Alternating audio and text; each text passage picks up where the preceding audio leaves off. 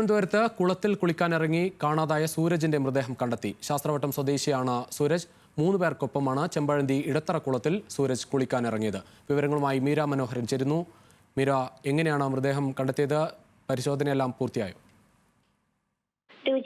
ദീർഘനേരം നടത്തിയ പരിശോധനയ്ക്കൊടുവിലാണ് ഇപ്പോൾ മൃതദേഹം കണ്ടെത്തിയിട്ടുള്ളത്. ഇത് 9 പേരടങ്ങുന്ന സംഘമാണ് ഇത്തരത്തിൽ തിരുവനന്തപുരം ചെമ്പഴന്തിയിലെ ഇടത്തറ കുളത്തിൽ കുളിക്കാൻ പോയത്. അതിൽ സൂരജാണ് അപകടത്തിൽപ്പെട്ടത്. ശാസ്ത്രവട്ടം സ്വദേശിയാണ്. ഈ 9 കുട്ടികളും തുണ്ടത്തിൽ MVHS സ്കൂളിലെ +2 വിദ്യാർത്ഥികളാണ്.